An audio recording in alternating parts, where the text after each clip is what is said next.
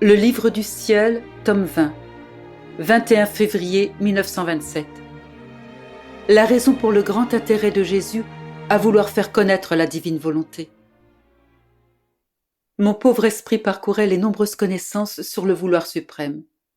Et je me disais, pourquoi Jésus est-il si intéressé à faire connaître sa divine volonté et à ce qu'elle règne parmi les créatures? Je disais cela lorsque mon toujours aimable Jésus sortit de mon intérieur et me dit: Ma fille, veux-tu savoir pourquoi je tiens tellement à faire connaître ma volonté et à ce qu'elle règne parmi les créatures? C'est qu'elle est le seul moyen de pouvoir refaire la créature et de nous permettre, moi, de donner et elle de recevoir.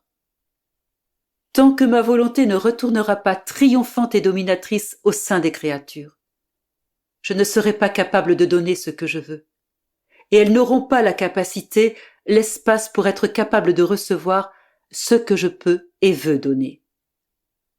En fait, seule ma volonté a cette vertu, ce pouvoir, qu'en établissant l'ordre et l'équilibre entre le Créateur et la créature, elle ouvre entre elles toutes les voies de communication. Dieu a sa voie royale pour pouvoir envoyer ses dons sans danger, descendre quand il veut, et apporter personnellement ses plus grands biens à la créature, et la créature possédant cette même voie peut le recevoir, ou monter afin de prendre elle-même ce que son Seigneur veut lui donner. Si riche et puissant que puisse être un roi, s'il ne trouve personne à qui donner, il n'aura jamais le contentement, la satisfaction de pouvoir donner.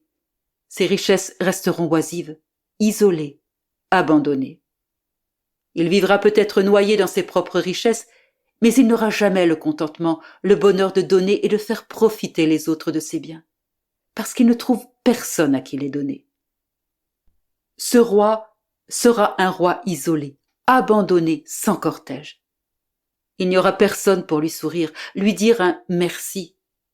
Il ne sera jamais à la fête, parce que la fête c'est de donner et de recevoir. Ainsi, avec toutes ses richesses, ce roi aura dans le cœur un clou, l'abandon, la monotonie. Il sera riche, mais sans gloire, sans héroïsme, sans nom. Quelle douleur pour ce roi avec toutes ses richesses! Or, ma fille, la raison pour laquelle nous avons fait la création et créé l'homme était de pouvoir donner nos richesses, afin que la gloire éternelle de nos œuvres puisse s'unir à la gloire interne et au bonheur immense que nous possédons.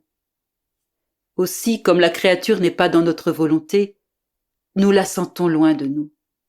Personne ne nous entoure pour nous dire merci, personne pour nous sourire avec délice pour nos œuvres. Tout est isolement. Nous sommes entourés d'immenses richesses, mais parce que nos créatures sont loin de nous, nous n'avons personne à qui les donner.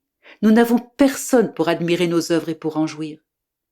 Nous sommes heureux, mais en raison de nous-mêmes.